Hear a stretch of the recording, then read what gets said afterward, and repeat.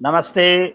आवाज साहित्यिक संस्था मुनिकीर्ति ऋषिकेश से एक बार फिर से अपने दैनिक कार्यक्रम के साथ आप सभी लोगों के बीच हार्दिक अभिनंदन, हार्दिक स्वागत, हार्दिक वंदन करते अपने तमाम दर्शकों का, जो दर्शक लगातार 3 वर्षों से हमारे इस कार्यक्रम को देख रहे हैं। साहित्य, संस्कृति और संवाद की त्रिवेणी को लेकर के चलने वाली आवाज तिरुपति गामिनी माँ जानवी गंगा भागीरथी के इस पावन पवित्र तट से भगवान ऋषिकेश नारायण भरत जी के पावन पवित्र आशीर्वाद के साथ हिमालय की कंदराओं से लेकर के और गंगा सागर तक जाने के अपने लक्ष्य को प्राप्त कर चुकी है।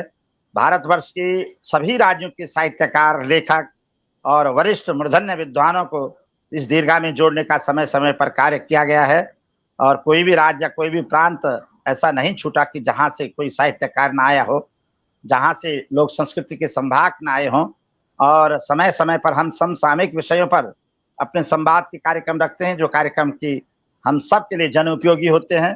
चाहे वो चिकित्सा के क्षेत्र की बात करें या जन जागरण अभियान की बात करें या महामारी जिस रूप से दुनिया भर में तमाम प्रकार की महामारियां चल रही हैं, उनके बारे में लोगों को जन जागृति अभियान की तरह जोड़ने का काम करें। समय समय पर हम संवाद के कार्यक्रमों को लेकर के आते हैं।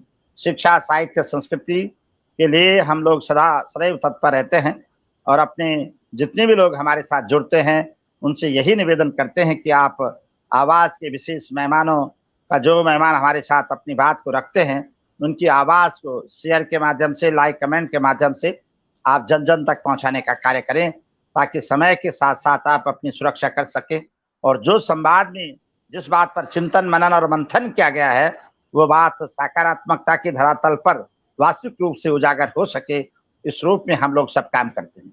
आज की दीर्घा हमारे खास मेहमानों से, जैसे मैंने कहा कि समसामयिक विषयों पर हम लगातार चिंतन करते हैं। समय बड़ा विपरीत चलता है। कई वर्षों से हम लोग किसी न किसी विपरीत परिस्थितियों में अपने को असहज महसूस समझ रहे हैं, आप सब लोग जानते हैं।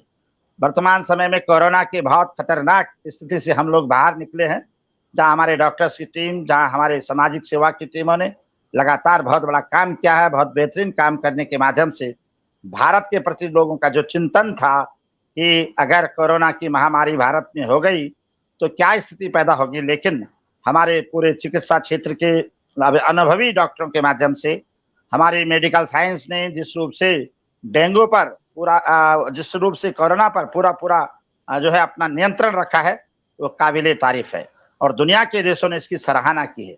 जहां हम कोरोना की विषम परिस्थितियों से निकले, कोरोना के टीके का भी हमने आविष्कार किया है, दुनिया के देशों को उसके लिए भी एक बेहतरीन समृद्धि दी है, दुनिया को बचाने के लिए काम किया है। वर्तमान समय में आप देख रहे हैं कि लगातार, क्योंकि इस समय मौसम बारिश का मौसम होता है और बारिश के मौसम में ऐसे जल जनित रोग पैदा हो जाते हैं जो कहीं ना कहीं हमारे लिए एक महामारी का रूप धारण कर लेते हैं। हम लोग अपने को बचाने की पूरी कोशिश करते हैं, लेकिन नहीं बच पाते अपने व्यवहारिक दिक्कतों के कारण। बीमारी इतनी दूर रहती है, लेकिन हम अपनी व्यवहारिक आदतों में परिवर्तन न करके हम उसको अपने पास बुला लेते हैं, करीब बुला लेते हैं और सारा का सारा परिवार इस बीमारी से धराशायी हो जाता है। वर्तमान समय की जो स्थिति बन रही है, आप देख रहे हैं पूरे देश के अंदर डेंगू की समय बहुत बड़ी कठिन समस्या बनी हुई है। डेंगू जहां हमारी शारीरिक क्षमता को खत्म कर देता, प्रतिरोधक क्षमता को खत्म कर देता है, वहीं कहीं कहीं ना हमें कभी ना कभी मौत के मुंह की तरफ भी धकेल देता है। और ये सारी समस्याएं बहुत ही खतरनाक स्थिति को लेकर के आ रही। ऋषिकेश जैसी छोटी जगह पर आप देख रहे हैं कि डे बाय डे इनकी संख्या बढ़ती जा रही है। हमारे साथ आज अखिल भारतीय आयुर्विज्ञान संस्थान एम्स से हमारे साथ जुड़े हैं परम श्रद्धेय सम्मानित डॉक्टर संतोष कुमार जी। और संतोष कुमार जी एम्स के हमारे फैमिली फिजिशियन के रूप में जाने जाते हैं। सामाजिक गतिविधियों के कार्यक्रमों में, हमेशा जन जागृति अभियानों में सदैव अग्रणी पंक्ति के पक्षधर रहते हैं। बात की जाए किसी बस्तियों की, बात की जाए किसी स्लम एरिया की, बात की जाए कहीं पर ऐसे स्पोर्ट की जहां पर पब्लिक गैदरिंग का हिसाब होता है, वहां पर जाकर के स्वयं डॉक्टर संतोष कुमार जी अपने व्यवहारिक रूप से समझाने की बेहतरीन कोशिश करते हैं। आज हमारी दीर्घा में है और खास मेहमान के रूप में मैं आदरणीय डॉक्टर संतोष कुमार जी का बहुत बहुत स्वागत करता हूँ, प्रणाम करता हूँ अपनी आवाज की टीम के साथ, और उनसे निवेदन करता हूँ कि वो अपनी बात रखें। उससे पहले कि हमारी जो आवाज है सर 22 वर्षों से काम कर रही है। 2000 में हमने इसका शुभारंभ किया था। केवल साहित्य के लिए हम लोग करते हैं इस काम को। हमारे साथ कई डॉक्टर्स हैं, कई बैंक कर्मी हैं, कई शिक्षक हैं, कई प्रोफेसर हमारी पूरी टीम में शामिल है, जो समय समय पर साहित्य के आर्टिकल्स वगैरह लिखते हैं, कविताएं लिखते हैं, मंच पर आकर के अपनी कविताओं के पाठ करते हैं, और हमारे जो दर्शक लगातार हमको देखते हैं उनके बीच अपनी बात को ले जाने का काम करते हैं। इसी रूप में हम संस्कृति पर भी काम करते हैं, अपनी लोक संस्कृति, लोक भाषा पर भी काम करते हैं, और समय समय पर संवाद पर भी काम करते हैं। कई सारे आपकी चिकित्सा क्षेत्र के कई बड़े बड़े मूर्धन्य विद्वान इस दीर्घा में आए हैं, विशेष करके कोरोना काल में। हमने आयुर्वेद को भी इससे जोड़ा है, हमने एलोपैथी को भी इससे जोड़ा है, हमने होम्योपैथी को भी इससे जोड़ा है, और हमने अन्य जो विधाएं होती हैं, योग की विधा, अपने शारीरिक क्षमता को बेहतरीन बनाने के लिए जो भी आयाम होते हैं, उन आयाम के विशेषज्ञों को हमने इस दीर्घा से जोड़ने का काम किया है, और हमने अपना कार्य आगे बढ़ाया, लोगों को एक जन जागृति दी है, और लोगों को काफी बड़ा फायदा हुआ है। मैं आपसे विनम्रता पूर्वक आग्रह करूंगा कि सबसे पहले आपका अभिनंदन करता हूं, स्वागत करता हूं, और आपसे निवेदन करूंगा कि वर्तमान समय में जो डेंगू की स्थिति बनती जा रही है, उस पर आप अपने विचार देने की कृपा करेंगे। आदरणीय डॉक्टर संतोष कुमार जी को मैं मंच की दीर्घा में बड़े सम्मान के साथ आमंत्रित करता हूं। अपने तमाम दर्शकों के साथ उनका अभिनंदन करता हूं, स्वागत करता हूं, उनको प्रणाम करता हूं। जी गुरुदेव, बहुत बहुत स्वागत। नमस्कार सुनील जी, आपका बहुत बहुत धन्यवाद। और आवाज साहित्यिक संस्था जो कि ये बता रहे हैं कि इतने वर्षों से समाज को प्रत्यक्ष और अप्रत्यक्ष रूप से एक सेवा दे रही है, और मुझे लगता है कि आपके माध्यम से आज डेंगू जैसे विषय पर जो ये चर्चा है, बहुत ही महत्वपूर्ण चर्चा है, और ये चर्चा आपके समस्त लोगों तक पहुंचेगी और उनको अवश्य ही आज बहुत ज्यादा फायदा होने वाला है। और मुझे भी अच्छा लग रहा है, क्योंकि चिकित्सा को भी साहित्य से जुड़ना ये बहुत बड़ी बात है, क्योंकि चिकित्सा अपने आप में अलग नहीं है। संस्कृति, साहित्य और जनमानस जब तक एकजुट होकर नहीं चलते हैं, मुझे नहीं लगता है कि चिकित्सा कामयाब हो पाएगी। तो मैं आप सभी लोगों का अभिनंदन करता हूं, सभी दर्शक जो हैं उन सभी को प्रणाम करता हूं, और साथ साथ मैं चाहता हूं कि आज इस वार्तालाप को सुनकर अगर आपने ध्यान दिया और अगर आप हमें सुन रहे हैं, तो कम से कम आप डेंगू से बच जाएंगे। केवल हम आज के इस वार्तालाप में डेंगू की ही बात करेंगे। तो प्यारे साथियों, डेंगू की अगर हम बात करें, ये आज से नहीं दशकों से चल रहा है। जैसे ही बारिश का मौसम आता है, जुलाई से लेके अक्टूबर नवंबर तक, हम एक तरफ तो आनंदित होते हैं कि गर्मी से जरा निजात मिल गई, लेकिन वहीं एक बहुत बड़ा जिसे हम कह सकते हैं कि परेशानी का हमें सामना करना पड़ता है, वो है डेंगू के रूप में। आम लोगों में जैसे ही वो डेंगू को सुनते हैं, सोचते हैं, तो उनके दिमाग में केवल एक ही चीज आती है, वो है प्लेटलेट्स। कि डेंगू हो गया तो प्लेटलेट्स उनके दिमाग में आ गया कि डॉक्टर्स के पास जाना है और प्लेटलेट्स तो चढ़ने ही हैं, क्या होगा, और बहुत परेशान हो जाते हैं लोग। हम पिछले 2-3 सालों से खुद ही कम्युनिटी में जाकर लोगों से बातचीत करते हैं और देखते हैं कि डेंगू के समय में वो किस तरह की परेशानियों का सामना कर रहे हैं। डेंगू एक ऐसी बीमारी है जो कि मच्छर के काटने से होती है। सबसे पहले तो आप सभी लोगों को यह ज्ञात होना आवश्यक है, यह एक वायरल डिजीज है। जैसे कि अभी इससे पहले कोविड-19 था, वो भी वायरस से फैलता था, और ये भी वायरस से फैलता है। और आपको सर्दी, खांसी, जुकाम, जिसे आप कहते हैं कि मौसमी बुखार होता है, वो भी वायरस से है। तो जब वायरस सब है, तो ये डेंगू अनोखा क्यों है?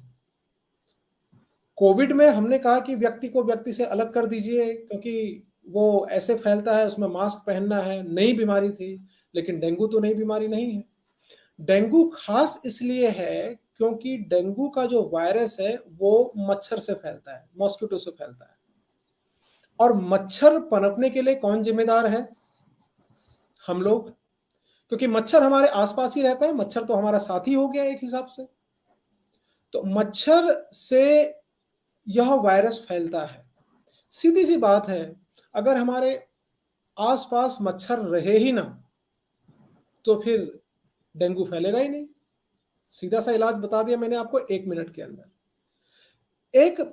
अच्छा, मच्छर तो बहुत ज्यादा होते हैं, लेकिन ये कौन सा मच्छर है? ये वो मच्छर है जो हमारे दरवाजों पर, हमारे घर के आसपास, हम जैसे ही सुबह उठ के घर से बाहर निकलते हैं, जो मच्छर हमें तब दिखाई देते हैं, वो वाले मच्छर। या फिर हम अपने आंगन पर सुबह सुबह अंगड़ाई लेते हैं, जो मच्छर उस समय दिखते हैं, ये वो मच्छर है। अंगड़ाई लेते समय, बिस्तर से उठ के बाहर जाते समय, बालकोनी में जब आप जाते हैं, किचन में पानी पीने के लिए जाते हैं, फ्रिज से कुछ निकालते हैं, उस समय जो भी मच्छर आपके इर्द गिर्द घूमते हैं, ये वही मच्छर है। इसका नाम है एडीज एगिप्टाई। अब मैंने इसलिए पहले आपको इसलिए बता दिया कि आप लोग कहेंगे कि मच्छर तो बहुत जगह मिलते हैं, हम बाहर जाएंगे तब भी मच्छर मिलता है, हम नदी के किनारे जाएंगे वहां भी मच्छर मिलता है, लेकिन ये डेंगू का मच्छर है, ये आपके इसी जगह पर मिलता है जिन जगहों का नाम मैंने बताया। तो इसका मतलब तो यह है कि हमारे घर के आसपास ही रहता है। इसको हम बोलते हैं पेरी डोमेस्टिक मॉस्किटो, घर के आसपास रहता है। और जब घर के आसपास रहता है तो ये हमारी ही जिम्मेदारी है कि हमारे घर के आसपास होने वाले मच्छर को हम कैसे नियंत्रित करें, कैसे कंट्रोल करें। तो कैसे कंट्रोल किया जाए?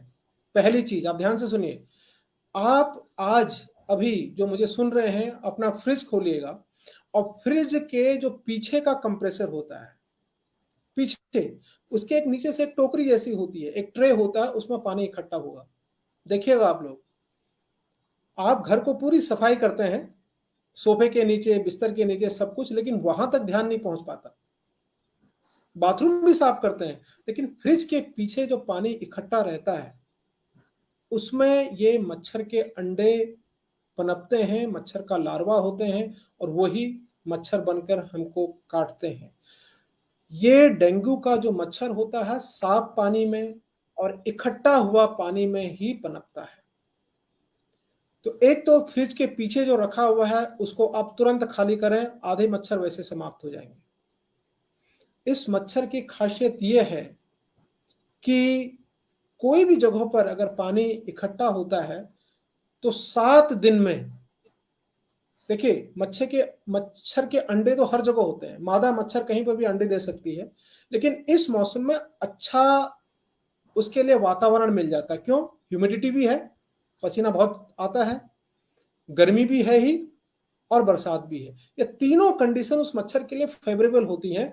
और कोई भी अंडा, उसको अगर मच्छर का अंडा अगर उसको कहीं पर भी अच्छी पानी मिल जाए, कलेक्टेड वाटर मिल जाए, तो वो 7 दिन के अंदर बड़ा मच्छर बन सकता है और आपको काटना शुरू कर सकता है। तो सबसे पहले मैंने बताया फ्रिज, उसके बाद आपका कहीं पर अगर मनी प्लांट्स घर में रखते हैं लोग, बोतल में ही पानी भरते हैं ना उसमें, तो पानी भरते हैं तो पानी बदलते नहीं है। और मैंने कितना दिन बताया? 7 दिन। या तो आप रोज उसको साफ करें, उस पानी को बदलें, और या फिर आप जो मनी प्लांट जिसमें पानी आपने रखा हुआ है उसको फेंक दें और रोज पानी बदलें उसका। कहीं पर भी इकट्ठा पानी है किसी बोतल में, गमला जो होता है उसके नीचे तस्तरी होती है, आप समझ रहे होंगे थपलियाल जी, जो गमला जी है, गुरुदेव। गमला के नीचे तस्तरी होती है। आपने गमले में पानी दिया कि बारिश का पानी आया और वो पौधे ने तो ऑब्जॉर्व कर लिया, लेकिन तस्तरी में पानी आपका रह गया। 6-7 दिन तक उसमें भी मच्छर लार्वा, जो मच्छर का लार्वा है वो एडल्ट बन जाएगा और आपको परेशान कर देगा।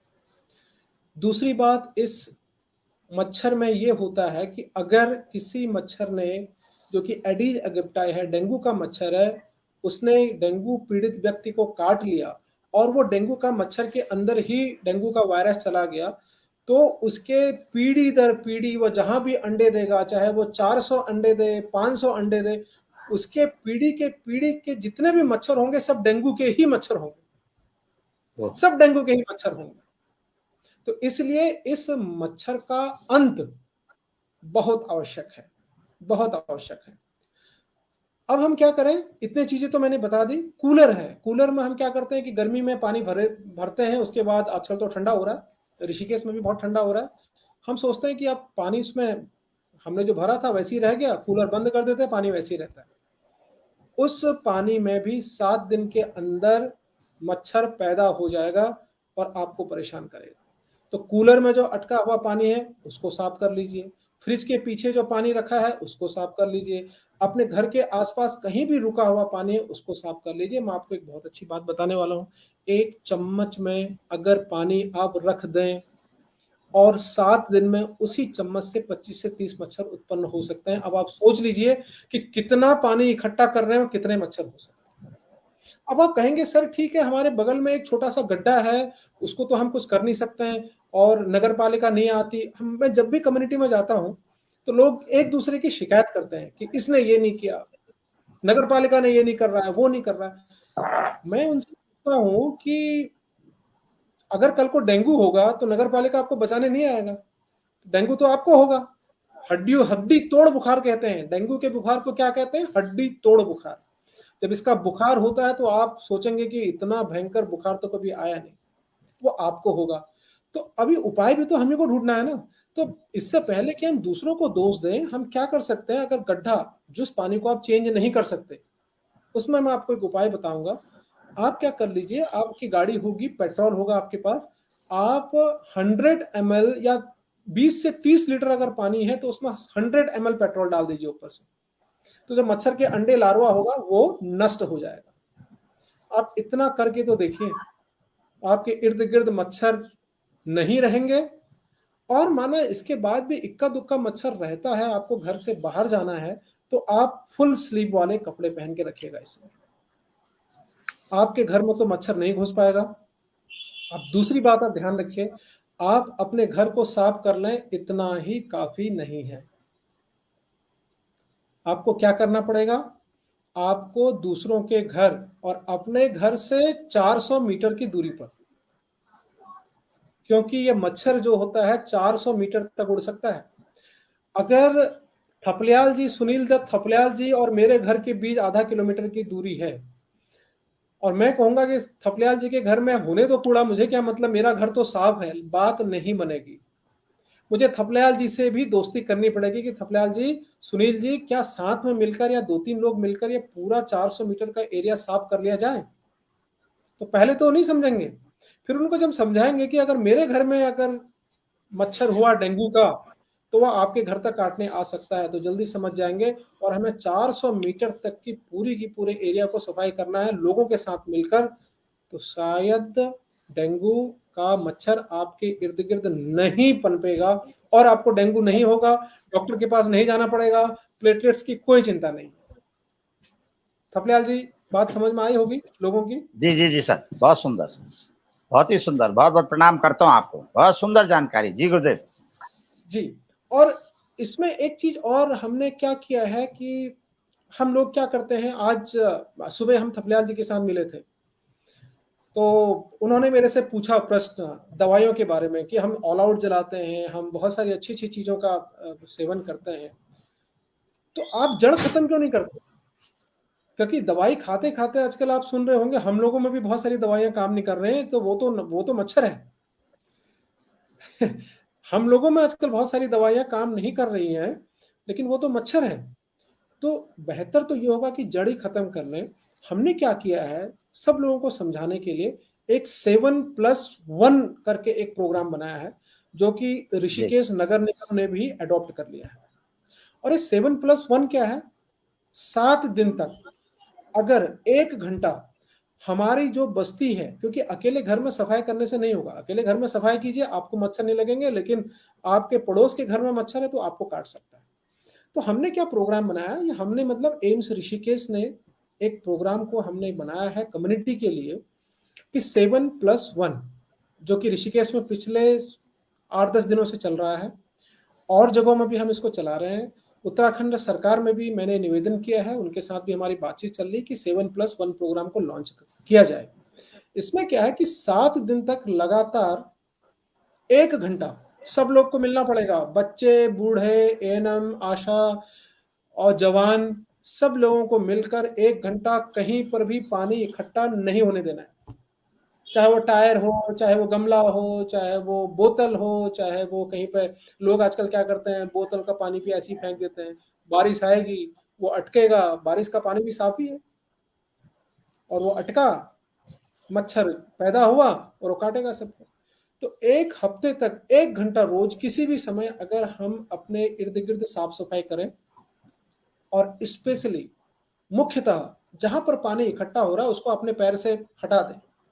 अगर कोई जगह पर पानी इकट्ठा बहुत ज्यादा है, आपसे नहीं हट रहा है, तो नगर निगम वाले तो जब आएंगे तब आएंगे, नगर पालिका वाले जब आएंगे तब आएंगे। पेट्रोल लीजिए, अपनी बाइक से निकालिए, 100 ml पेट्रोल बहुत छोटा सा होता है, कुछ भी नहीं फर्क पड़ता। आधा ग्लास पेट्रोल निकाल लीजिए और उसमें डाल दीजिए, टेंशन खत्म। तो 7 दिन तक अगर आप लगातार अपने बस्ती में, अपने मोहल्ले में लगातार ये काम करते हैं, और उसके बाद हर हफ्ते, हर रविवार 1 घंटा, पहले 7 दिन लगातार, उसके बाद हर रविवार 1 घंटा, हफ्ते में 1 दिन 1 घंटा, क्योंकि इसकी आयु 7 दिन की होती है। 7 दिन में मच्छर बन जाता है अंडे से, तो अगर ये 7 दिन में बन जाता तो हमने 7 दिन में ही उसको नष्ट कर लिया। अगर आप 7 दिन तक लगातार, उसके बाद हर रविवार 1 घंटा अगर देंगे, मैं आपको इस चीज की गारंटी दे रहा हूं कि आपको नहीं होगा डेंगू, ना आपको मच्छर काटेगा, आपकी जिंदगी सुखद हो जाएगी और आप बारिश का और मौसम का आनंद अच्छे से ले पाएंगे।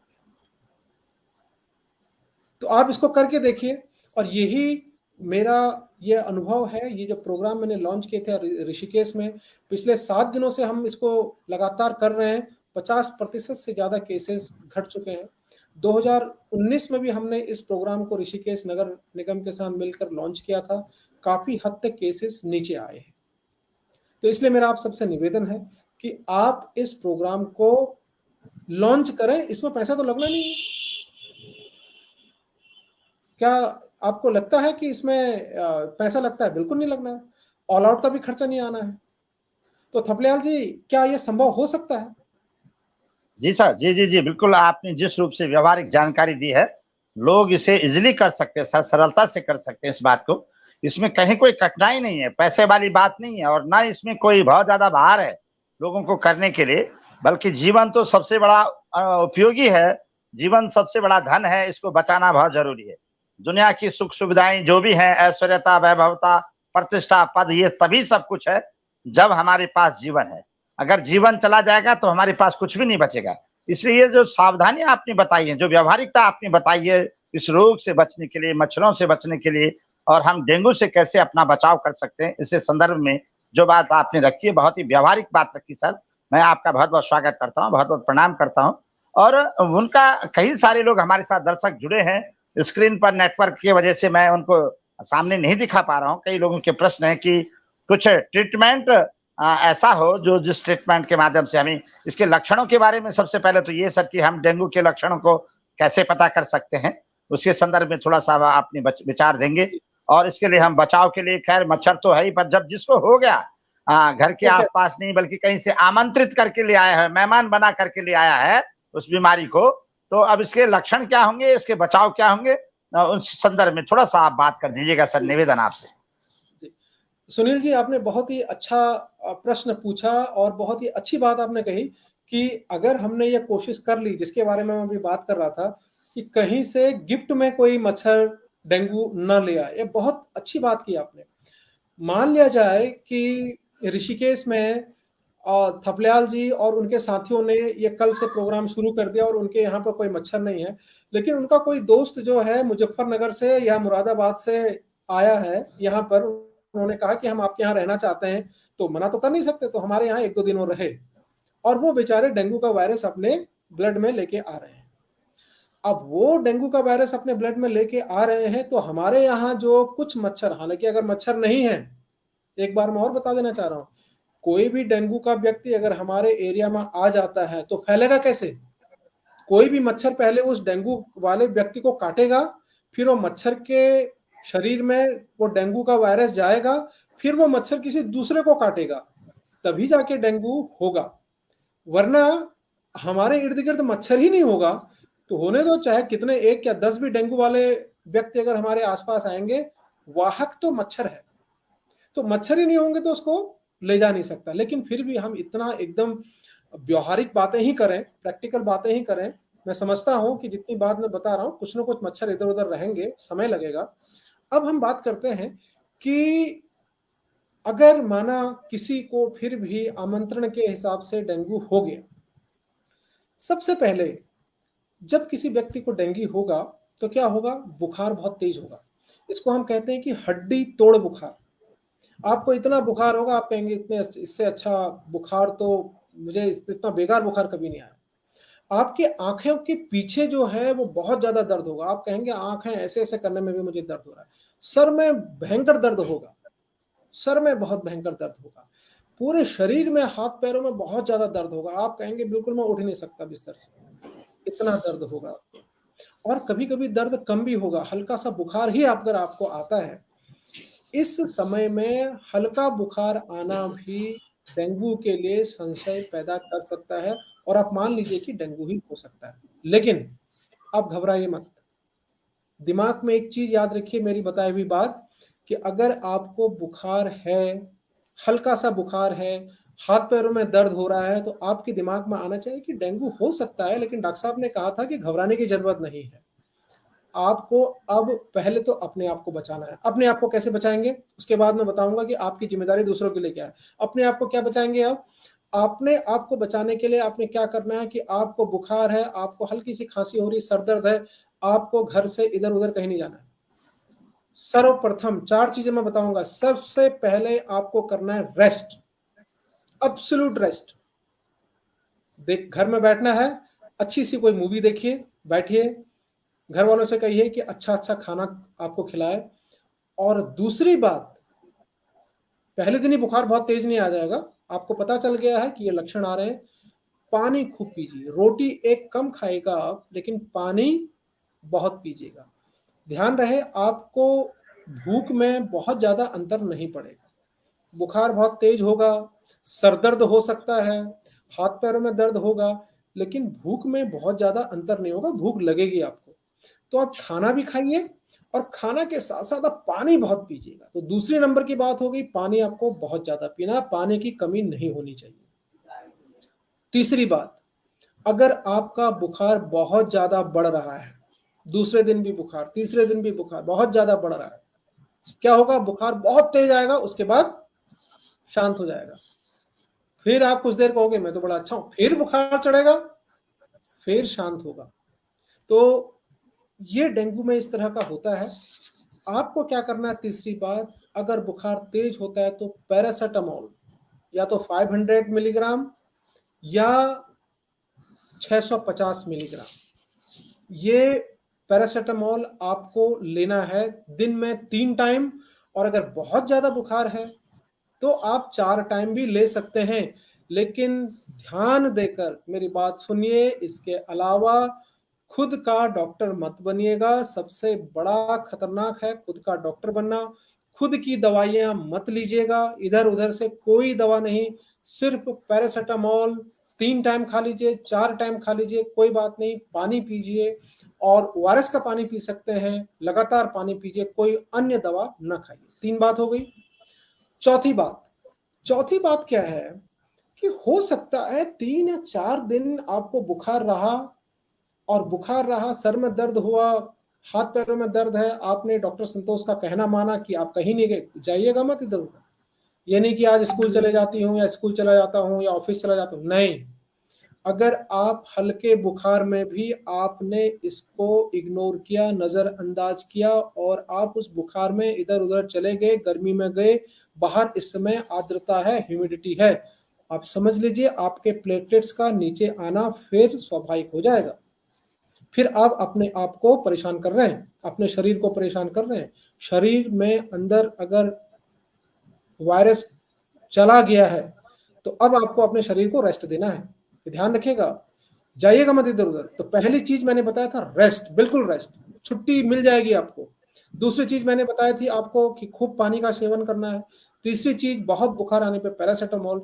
चौथा, अगर आपको लगता है कि चौथे, 5वें दिन आपके शरीर में चकत्ते पड़ रहे हैं, आपके पेट में बहुत ज़्यादा दर्द हो रहा है या फिर आपको उल्टियाँ बहुत ज़्यादा होने लग गई, मतलब हर आधे घंटे, 1 घंटे में उल्टी आने का मन कर रहा है, उल्टियाँ हो रही हैं, पेट में भी दर्द हो रहा है, शरीर में देख रहे हैं आप, ऐसे हाथ लगा रहे हैं, ऐसे देख रहे हैं कि बिल्कुल छाप पड़ रहा है हाथ का और कहीं चकत्ते आ रहे हैं, ऐसे ज़ोर तक आपने हाथ दबाया, चकत्ते पड़ रहे हैं। कहीं से ब्लीडिंग तो नहीं हो रही है? नाक से ब्लीडिंग हो रही है या टॉयलेट के रास्ते ब्लीडिंग हो रही है? ये जितनी चीज़ें मैंने बताया, शरीर में कहीं पर चकत्ते, रैशेस, लाल-लाल, नाक से ब्लीडिंग, टॉयलेट में ब्लीडिंग, मेंस्ट्रुअल ब्लीडिंग, कहीं से भी ब्लीडिंग हो रही है, पेट में बहुत ज्यादा दर्द हो रहा है, उल्टी आ रही है, सावधान हो जाना है। यहाँ पर किसी से कुछ नहीं पूछना है, तुरंत चिकित्सक के पास जाना है, जिसे हम बोलते हैं डेंगू हेमरेजिक फीवर, या मॉडरेट डेंगू भी हम बात करते हैं। डेंगू हेमरेजिक फीवर में ब्लीडिंग होना शुरू हो जाता है, यहाँ पर खतरा होता है।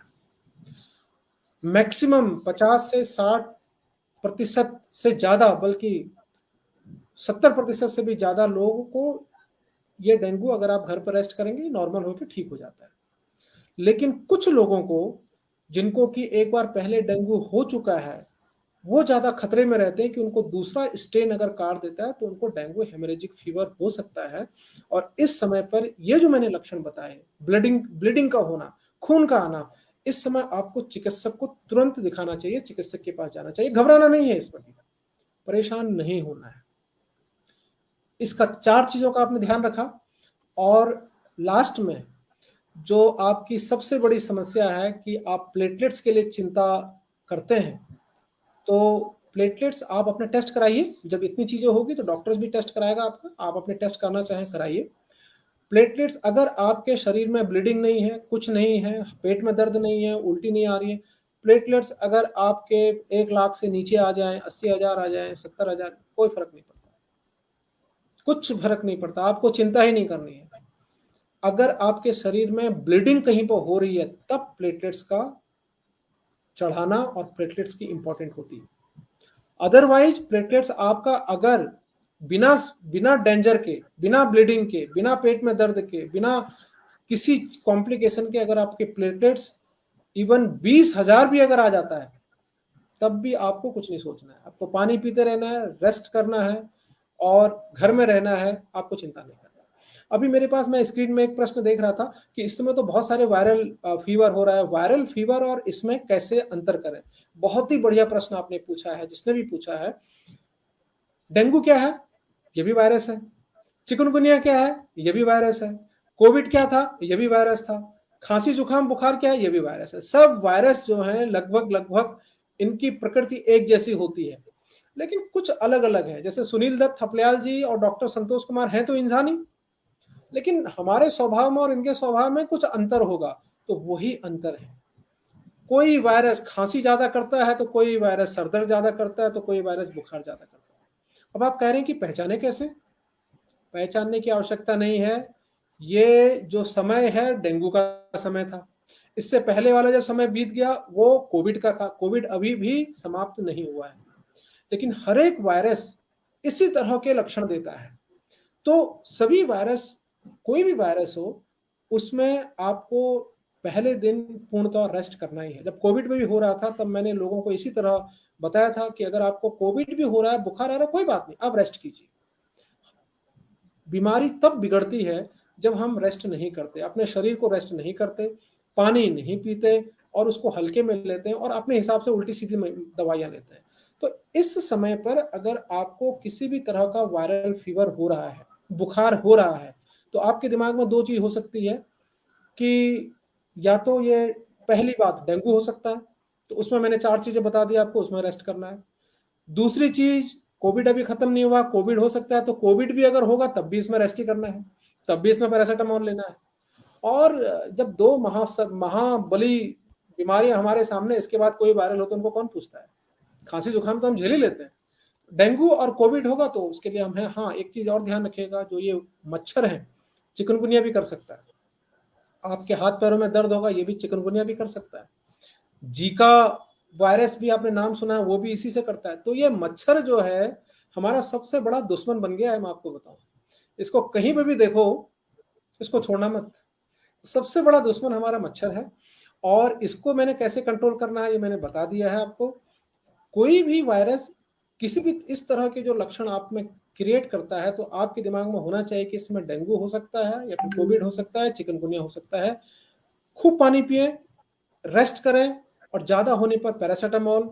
शरीर पर चकत्ते नहीं पड़ने चाहिए, शरीर पर किसी अमाउंट में ब्लीडिंग नहीं होनी चाहिए, लगातार उल्टी नहीं होनी चाहिए। तभी आप चिकित्सक के पास जाएं। चिकित्सक के पास जाने से परहेज ना करें, और ऐसा नहीं है कि हर एक डेंगू के मरीज को भर्ती होना पड़ेगा और उसको प्लेटलेट्स लाने पड़ेंगे। इससे पहले कि कॉम्प्लिकेशन बढ़े, हम चिकित्सक के पास पहुंच जाए। जी सुनील। बहुत बहुत धन्यवाद सर आपका। बहुत सम्मान। शरीर मध्य धर्म खल धर्म साधनम। शरीर जीवन का सबसे बड़ा धन है, ये बार बार हमारी सनातनी परंपरा के देश ने कहा है। क्योंकि वास्तव में अगर देखा जाए तो गहराई से कि वास्तव में शरीर के बिना कुछ भी नहीं है। लेकिन हमारे शरीर के अंदर भी एक प्रोटेक्शन आर्मी है जो शरीर की सुरक्षा करती है। जो आर्मी हमें बाहर से आने वाले आतंकवादी जिस तरह से सीमा पर हमारे सैनिक देश के अंदर उनको घुसने नहीं देते हैं, वैसे शरीर के अंदर भी उस प्रकार की एक सेना है जो सेना आतंकवादियों को, घुसपैठियों को, वायरस को हमारे अंदर नहीं घुसने देते। लेकिन इसके लिए हमें सावधानी रखनी पड़ती है। वो सैनिक हमारे कैसे बलिष्ठ रहें, कैसे धनिष्ठ रहें, कैसे समृद्ध रहें, ताकि बाहर से आने वाला कोई ऐसा वायरस किसी घुसपैठी बनकर के शरीर के अंदर ना जाए। आदरणीय डॉक्टर साहब ने बहुत सुंदर जानकारी दी डेंगू के विषय में कि हम उसको कैसे रोक सकते हैं।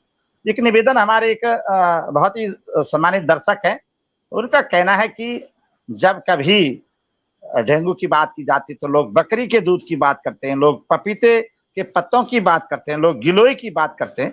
तो ये कहाँ तक सही है डॉक्टर साहब? इसके बारे में भी थोड़ा सा लोगों की भ्रांतियों को दूर करने की कृपा करें। जी, ये बहुत अच्छा प्रश्न है। ये पूछा एक ने है, लेकिन मैं भी जाता हूँ कम्युनिटी के अंदर तो काफ़ी लोगों का इसी तरह का प्रश्न है, होता है। और मैं आपसे कहना चाहता हूँ कि बकरी का दूध का कोई भी ऐसा अध्ययन नहीं है, नहीं हमने कहीं ऐसा देखा है और नहीं ऐसा प्रयोग होते हुए, लोग करते होंगे प्रयोग इसका, लेकिन कोई मेडिकल साइंस में ऐसा एविडेंसेस नहीं है।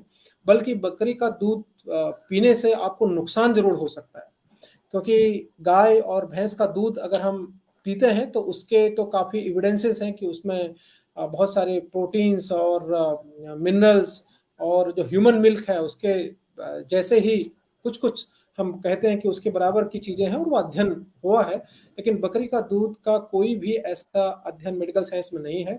तो मैं आपसे कहूँगा कि नहीं, बकरी का दूध किसी भी तरह से इसमें सहायक सिद्ध नहीं होगा। दूसरी बात है जो आप कह रहे हैं कि गिलोय या आयुर्वेद में काफ़ी लोग बहुत सारी बातें करते हैं कि गिलोय का जूस और रस कोई भी ऐसा द्रव्य जो कि आपके शरीर को शीतलता पहुंचाता है या आपके शरीर में पानी की कमी को नहीं होने देता है, आप ले सकते हैं। लेकिन एलोपैथिक साइंस में गिलोय और इन चीज़ों का जो एविडेंसेस हैं वो बहुत कम है।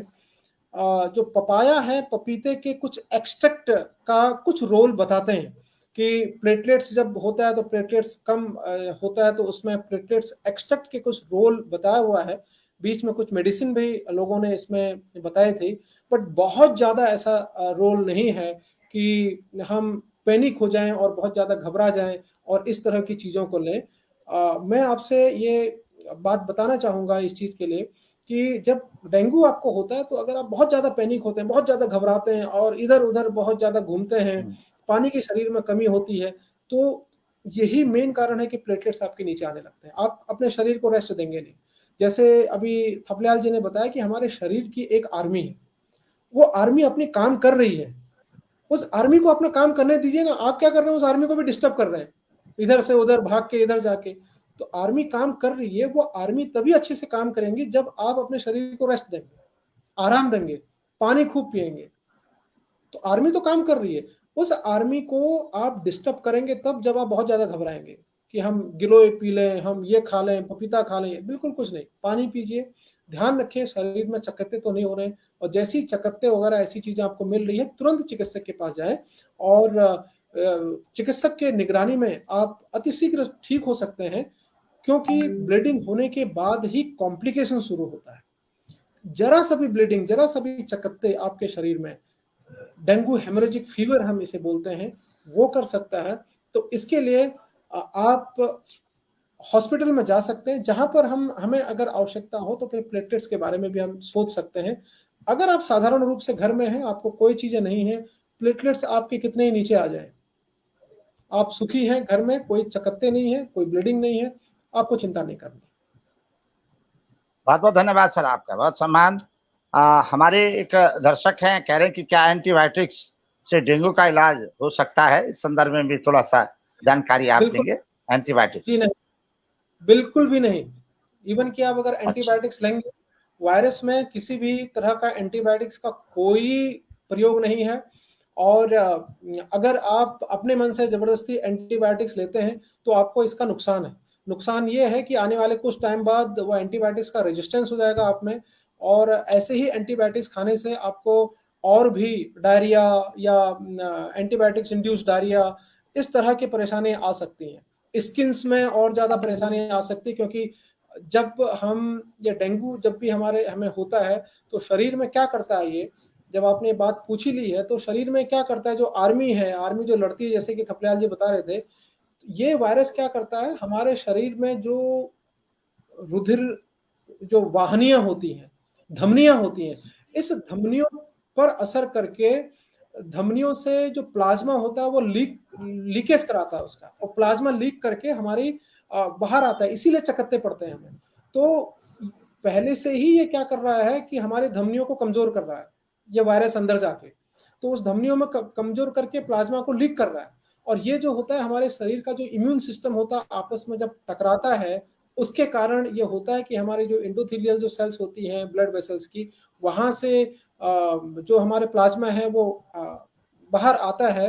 लेकिन अगर हम एंटीबायोटिक्स और ऐसी कुछ दवाइयां लें अपने मन से, तो हो सकता है कि ये जो प्रोग्रामिंग अंदर हो रही है, धमनियों को छेदने की, धमनियों को डैमेज करने की, अंगों को डैमेज करने की, वो और ज्यादा ना बढ़ जाए और आप और कॉम्प्लिकेशन में आ जाए। तो इसलिए बिना चिकित्सक के मदद के और बिना चिकित्सक के कंसल्टेशन के आप कोई भी ऐसी दवा ना लें।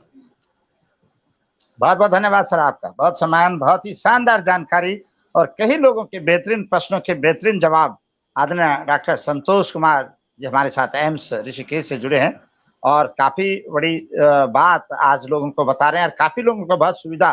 कई सारे ऐसे लोग जुड़े हैं सर कि जो इस समय वर्तमान समय में डेंगू से पीड़ित हैं। हमारे योगेश सकलानी जी हैं जो डेंगू से, अभी उनको भी डेंगू हो रहा है। आपने जो जानकारियां दी हैं, कई सारे लोग कह रहे हैं कि हमें तो ये पता ही नहीं था कि फ्रिज के पीछे भी ऐसी बात हो सकती है, हमें ये पता ही नहीं था कि हमारे रसोई के अगल बगल ही ये दुश्मन जो है कहीं ना कहीं अंदर सेंध मारने के लिए तैयार हो रखा है। तो ये सारी छोटी छोटी बातें आपने जो बताई है बहुत काफी लाजवाब है।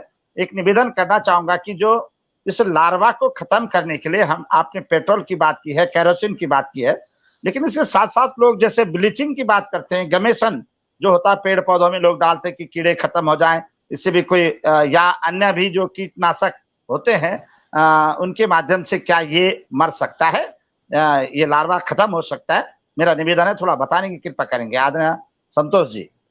जी, ये गैमेक्सिन जो हम बात कर रहे हैं, जो डीडीटी की बात करते हैं, ब्लीचिंग की बात करते हैं, इसका कोई भी ऐसा रोल नहीं है। ये हम दिखाने के लिए ब्लीचिंग पाउडर ऐसे छिड़क देते हैं, एक लाइन खींच लेते हैं, इसका कोई उपयोग बिल्कुल भी नहीं है यहाँ पर।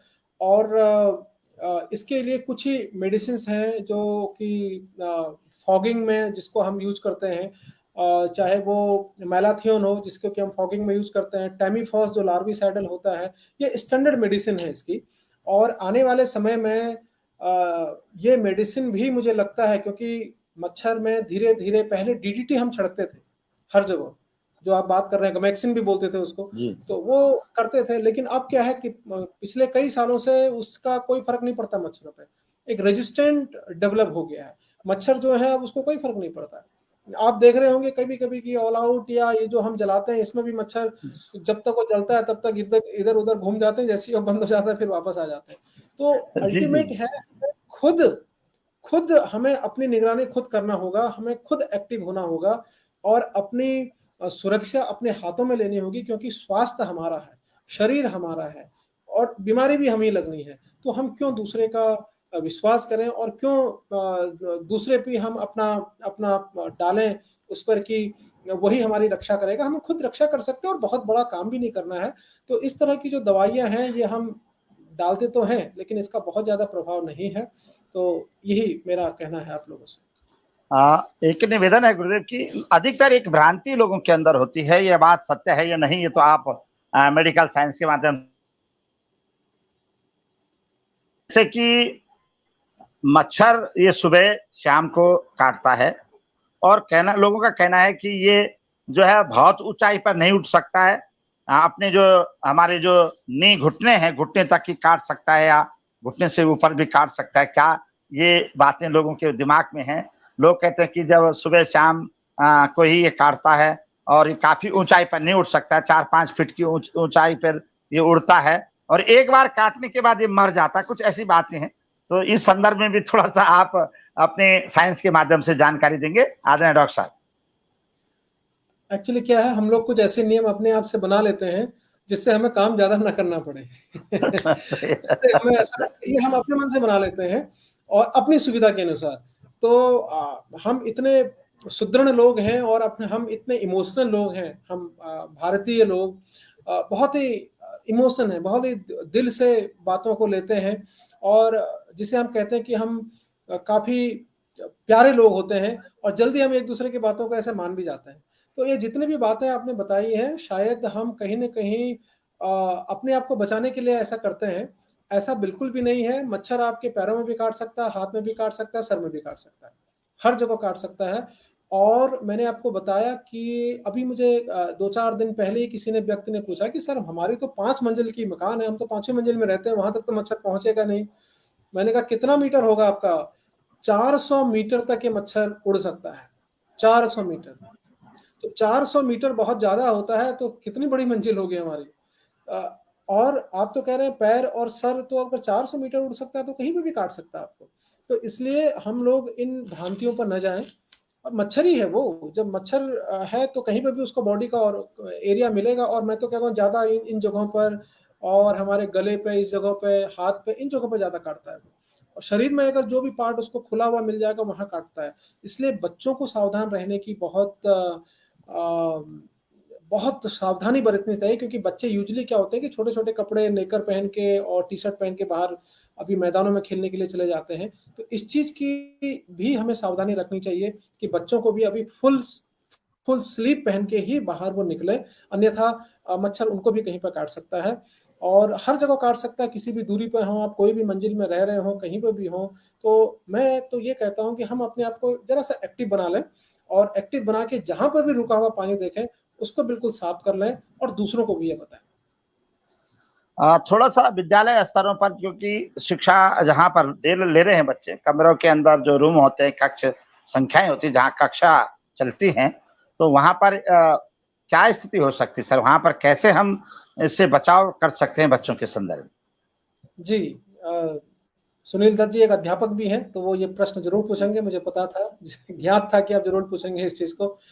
ये दर्शाता है कि आप विद्यार्थियों के लिए कितना सोचते हैं। और ये प्रश्न मुझे लगता है कि अगर जितने भी इस आपके इस चैनल के माध्यम से जहाँ भी स्कूल अध्यापकों को, प्रधानाचार्यों को जा रहा हो, मैं तो ये कहूँगा कि अभी स्कूलों में सबसे पहले बच्चों से ही आप 1 घंटा लगातार 7 दिन तक प्रार्थना के बाद 1 घंटा सिर्फ़ इस कार्य के लिए दीजिए कि वो स्वच्छता करें।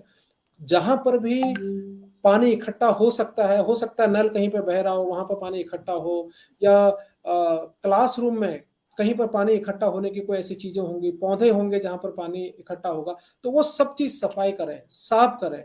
अगर 7 दिन तक वो खुद इसको साफ करेंगे, तो मॉस्किटो उस जगह पर नहीं आ पाएगा। और उसके बाद फिर भी शांत नहीं बैठना है, बल्कि हर एक सप्ताह में 1 दिन ऐसा रखना है, 7 दिन करने के बाद 1 दिन ऐसा रखना है कि जिसमें पूरे अध्यापक भी और बच्चे भी पूरे अपने स्कूल के प्रांगण की सफाई करें। क्योंकि अगर आज मैंने सफाई कर ली, तो बारिश तो फिर कल सुबह फिर हो जाएगी। तो जो बाहर आपने छोटे-मोटे चीज़ें रखे होंगे, गमला रखा होगा, बर्तन रखा होगा, उसमें पानी फिर इकट्ठा हो जाएगा। तो हफ्ते में कम से कम 1 दिन तो पूरे स्कूल में सामूहिक रूप से सफाई होनी चाहिए और पानी इकट्ठा ना होना चाहिए। उसके बाद इतना करने से काफ़ी हद तक मच्छर वहाँ पे नहीं रहेंगे। लेकिन दूसरा क्या है, फिर भी हमें अपना प्रोटेक्शन करना चाहिए। जितने बच्चे हैं, वो अपना फुल बाजू वाले कपड़े पहनें। और छात्राएँ अगर अपना पूरा ढक लें, जितना हम इस बीच ढक सकते हैं, केवल 1 डेढ़ महीने की बात है, अपना पूरा ये एरिया जितना ढक लें और छात्र पूरे यहाँ तक कवर करके पहने, नीचे चप्पल पहनने के बजाय जूते पहन लें, तो मुझे लगता है कि ये काफ़ी लाभदायक होगा और हम लोग डेंगू से बच पाएंगे। और दूसरा मैं एक चीज़ और भी बताना चाहता हूँ, अगर कोई बच्चा, किसी बच्चे को बुखार आता है तो जो शिक्षक हैं उनसे भी मेरा निवेदन होगा कि इस समय उसको कोऑपरेट करें, इस समय उसको उसकी सहायता करें और उससे कहें कि कम से कम जो व्यक्ति इस समय जिस किसी को भी डेंगू है या डेंगू डायग्नोज हो गया है, टेस्ट करने के बाद वो खुद अपनी तो वो रक्षा करे, जिसमें मैंने 4-5 चीजें बताई हैं। अब उसकी एक जिम्मेदारी ये भी बनती है कि अगर उसको कोई मच्छर काटता है, उस डेंगू से पीड़ित व्यक्ति को, तो वो मच्छर को भी अपना वायरस दे रहा है, वो डेंगू का मच्छर फिर पूरे जगह घूम के फिर सबको डेंगू फैलाएगा। तो इसलिए निवेदन उन लोगों के लिए है जो डेंगू से ग्रसित हैं कि वो अपना बचाव करें कि मच्छर उनको ना काटे, वो भी फुल स्लीप पहने और दिन में वो जहां पर भी रहे मच्छरदानी ओढ़ के सोएं। कुछ लोग कहते हैं कि रात में मच्छरदानी ओढ़ के सोएंगे। अब मैं कहता हूँ डेंगू का मच्छर दिन में काटता है, अब रात में मच्छरदानी ओढ़ के क्या करोगे? तो रात में मच्छरदानी ओढ़ने का कोई मतलब नहीं है, रात में आप ऐसे ही सो जाइए, कुछ फर्क नहीं पड़ने वाला है आपको। लेकिन दिन में आप मच्छरदानी ही, अगर आप घर पे हैं तो मच्छरदानी के अंदर रहें। ये उन लोगों के लिए है जो डेंगू से ग्रसित हैं। कम से कम 7 दिन तक, जब से बुखार आया 7 दिन तक आप आप जो है मच्छरदानी के अंदर रहें, जो कि आपको जो मच्छर काटे वो किसी दूसरे तक ना पहुंचाए। अगर माना आप कहेंगे कि ये तो अजीब सी बात है, दिन भर मच्छरदानी के अंदर कौन रहेगा, तो फिर आप फुल स्लीप पहने और आपने हाथों में, कानों में और इस साइड में जो आजकल बहुत सारे रेपलेंट्स आते हैं, कीटनाशक जो आती हैं मार्केट में, मैं किसी का नाम नहीं ले सकता इस चैनल पे, काफी आपके बहुत ज्यादा दर्शक हैं, तो जो रेपलेंट्स आते हैं, कीटनाशक क्रीम आती है, उसको आप लगा सकते हैं। क्योंकि अब आपको अगर किसी मच्छर ने काटा तो वो फिर न जाने कितने लोगों को डेंगू फैलाएगा, तो इस चीज का ध्यान रखें। हाँ, ये भ्रांति भी नहीं है, ये भ्रांति भी है सर की लोगों की कि मच्छर एक बार काटने के बाद मर जाता है। जी ये नहीं, मच्छर एक बार नहीं, मच्छर तब तक आपको काटेगा जब तक उसको, मतलब डेंगू उसके शरीर में जब आ जाता है, एक बार अगर वो काटने लगता है तो उसकी भूख और बढ़ जाती है। वो 10 लोगों को भी काट सकता है, 50 को भी काट सकता है और 60 को भी काट सकता है, 15 को भी काट सकता है। इसका कोई लिमिट ही नहीं है कितने लोगों को काट सकता है, तो इस पे जी पागल हो जी जाता है वो, लोगों को काटता है। तो ध्यान रहे जी। इस चीज का। तो हाँ, बहुत बहुत बहुत बहुत बहुत धन्यवाद सर आपका, बहुत ही धन्यवाद। शानदार और जानकारी आपके द्वारा। और आयुर्वेद, हमारा अखिल भारतीय आयुर्विज्ञान संस्थान तो लगातार काम करता है समाज के लिए, सबके स्वास्थ्य की रक्षा के लिए। सर्वे भवन्तु सुखिनः की बात करता है। जब कभी ये बात की जाती है, सुक्ति चरितार्थ होती है, तो अखिल भारतीय आयुर्विज्ञान संस्थान से मैं ये निवेदन करना चाहूंगा कि वर्तमान समय में डेंगू जैसे खतरनाक स्थिति से बचने के लिए हमारा आयुर्विज्ञान संस्थान क्या काम कर रहा है, इसकी जानकारी भी हमारे लोगों तक पहुंचे। और अगर आपके पास कोई इस प्रकार के डेंगू के मरीज आते हैं, उनके लिए क्या व्यवस्था हो सकती है, इस रूप में थोड़ा सा निवेदन है कि जानकारी देने की कृपा करें। जी, मैं आप भी सभी दर्शकों को बताना चाहूंगा कि जैसे मैंने बताया 7+1 जो प्रोग्राम है, ये हम चला रहे हैं पूरे शहर में, और उत्तराखंड सरकार से भी हमने इसका निवेदन किया है। मैं लगातार उनके टच में हूँ कि सभी जगह ये प्रोग्राम चले। इसमें कोई बहुत ज़्यादा परामर्श की आवश्यकता नहीं है, और डेंगू को जड़ से खत्म करने के लिए 7 दिन, आपको 7 दिन 1 घंटा, और अपनी पूरी बस्तियों में सब लोग मिलकर सफाई कार्यक्रम 1 दिन में 1 घंटा, और उसके बाद हर हफ्ते, हर रविवार 1 घंटा सब लोग मिलकर अगर ये कार्य करें तो ये 7+1 अभियान ये सफल हो जाएगा। और सफल होगा तो फिर वहां पर डेंगू के मच्छरों का आना बहुत मुश्किल हो जाएगा, ना के बराबर है। ये एविडेंस बेस्ड हमने ये मॉडल को बनाया हुआ है। इसमें सभी लोग हैं, नगर निगम के कर्मचारी भी आपके साथ रहेंगे। जो 7 दिन आप सफाई करते हैं उसमें नगर निगम से दवाइयों का भी छिड़काव होता है, और इस समय सरकार द्वारा हर एक नगर निगम पर दवाइयां दी गई हैं, जो कीटनाशक दवाइयां जो छिड़की जाती हैं।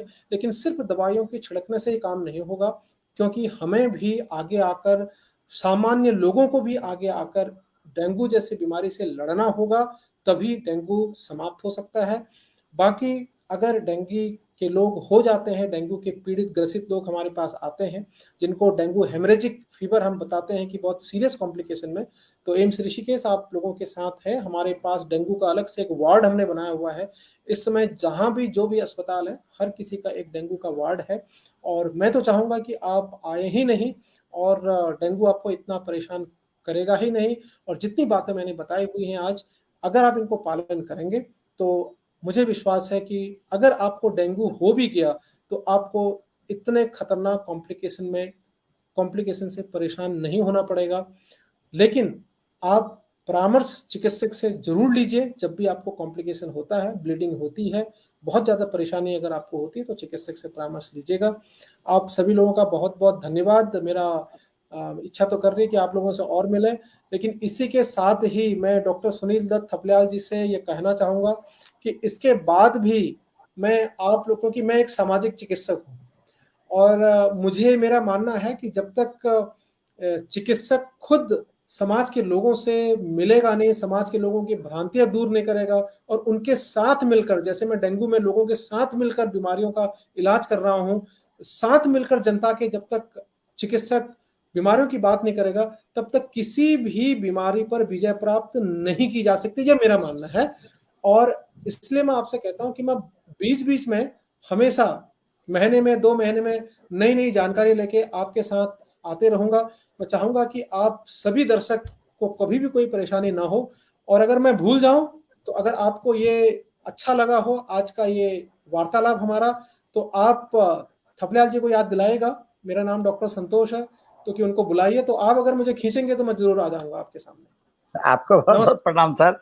बहुत ही शानदार जानकारी आपने सबको दी है और काफी संतुष्ट होते हैं। एक बात आपने अभी कहा कि वास्तव में सर ये बात तो सत्य है कि डॉक्टर को परमात्मा के रूप में लोग देखते हैं और कई सारी बीमारियां डॉक्टर के छूते ही समाप्त हो जाती हैं।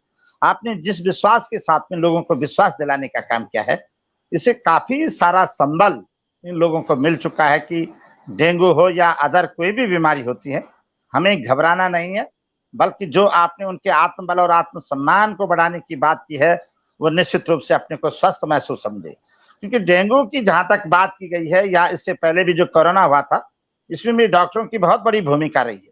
और उस भूमिका में सबसे बड़ा ये रहा कि उन्होंने लोगों को ये विश्वास दिलाया है कि आप कभी भी अपने धैर्य को कम मत करिए, बल्कि धैर्य बनाकर रखिए, तो आप निश्चित रूप से विजय प्राप्त कर सकते हैं। और ये विजय सबसे बड़ी विषय होती है कि श्रद्धा विश्वास रूपेणम, हमारी सूक्तियां कहती हैं कि विश्वास में सबसे बड़ी विजय होती है। और जो विश्वास आज आपने हमारे तमाम लोगों को दिया है, सभी दर्शकों को दिया है, हजारों हजारों दर्शकों ने आपके इस कार्यक्रम की सराहना की है और सराहा है, और निश्चित रूप से उन्होंने ये कामना भी की है कि जब जब भी इस प्रकार की कोई बातें होती हैं या समसामयिक विषय पर जन चेतना के कार्यक्रमों में, तो आपकी उपस्थिति वो हमेशा वंदनीय रूप में देखेंगे डॉक्टर संतोष कुमार जी की। और मैं हृदय से अपनी आवाज परिवार की ओर से आदरणीय डॉक्टर संतोष कुमार साहब का बहुत बहुत अभिनंदन करता हूं। बात हुई थी कि मैं 15-20 मिनट या 30 मिनट तक भी समय दे पाऊंगा, लेकिन आपने पूरा 1 घंटे का जो समय दिया है, मैं अपने हृदय की गहराइयों से पूरी आवाज की टीम के साथ डॉक्टर संतोष साहब का बहुत बहुत अभिनंदन करता हूँ, स्वागत करता हूँ। और एक निवेदन उनसे जरूर करूंगा, जैसे वो आज मेरे विद्यालय में आए हैं, इंटर कॉलेज में आए हैं, ऐसे ही अन्य जो हमारे यहाँ पर विद्यालय की काफी बड़ा सैलाब यहाँ पर बच्चों का है सर। और विशेष करके जो हमारे सरकारी विद्यालय होते हैं, शासकीय अशासकीय विद्यालय हैं, प्राइवेट विद्यालय हैं, वहां पर ऐसे लोगों के बच्चे हमारे पास आते हैं जिनके यहाँ पर वास्तव में इतनी सारी जागृति होना, क्या एक ही जागृति वहां रहती कि शाम को चूल्हा कैसे जले। माता पिता सब इसी बात के लिए लेकर के चले जाते हैं, सुबह उठ करके शाम को लौटते हैं। बच्चों का इतना बड़ा चिंतन नहीं होता है कि वो बच्चे अपने बारे में इतना बड़ा चिंतन रख सकें। उनका चिंतन एक ही होता, माँ बाप का भी और बच्चों का भी, कि आजीविका प्रबंधन कैसे हो। मेरा निवेदन आपसे इतना जरूर है कि जितने भी सरकारी विद्यालय यहाँ पर हैं, उन विद्यालयों में जाकर के आप इस जानकारी को जरूर देंगे। मैंने आज आपके जाने के बाद अपने सम्मानित प्रधानाचार्य महोदय से बात की कि हम एक बार पेरेंट्स को यहाँ पर बुला करके, जितने भी हमारे पास 2000 बच्चे हैं, 2000 बच्चों के पेरेंट्स अगर 1000, 1200, 1500 भी आते हैं, तो हम उनको इस प्रकार के अवेयरनेस, इस प्रोग्राम अगर हम उनको कहेंगे, एक जन जागृति उनके अंदर डालेंगे कि भाई ऐसी ऐसी बात हो सकती है, ऐसे हम बच सकते हैं, तो निश्चित रूप से जो है लोग बच सकते हैं, बचाव कर सकते हैं। तो मेरा निवेदन आपसे यही है कि बहुत बड़ी उम्मीदें अपने अखिल भारतीय आयुर्विज्ञान संस्थान की तरफ लोगों की रहती हैं। उन उम्मीदों पर आप निश्चित रूप से खरा उतरने का पूरा प्रयास करें, और मैं हृदय से आपका बहुत बहुत अभिनंदन करता हूँ, बहुत बहुत स्वागत करता हूँ, बहुत बहुत धन्यवाद करता हूँ। और अपने तमाम दर्शकों का एक बार हृदय से बहुत बहुत आभार व्यक्त करता हूँ जिन्होंने इस कार्यक्रम को देखा है। जितने भी लोग रहे हैं, मैं हृदय से उनका नमन करता हूँ, और आप सबसे निवेदन करूंगा इस कार्यक्रम को आप शेयर करें, ताकि आदरणीय डॉक्टर साहब की बात जन जन तक पहुंचे, घर घर तक पहुंचे, आवाज के साथ हर की आवाज जुड़ करके इस डेंगू के बचाव के लिए आगे कदम बढ़ा सके और अपनी सुरक्षा कर सके, तभी जाकर के कार्यक्रम पूर्ण रूप से सफल माना जाएगा। मैं पुनः डॉक्टर साहब का बहुत बहुत धन्यवाद करता हूं, और अपने तमाम दर्शकों का हृदय की गहराई से आभार व्यक्त करता हूं। बहुत बहुत धन्यवाद सर, बहुत बहुत प्रणाम आपका। नमस्कार, थैंक यू।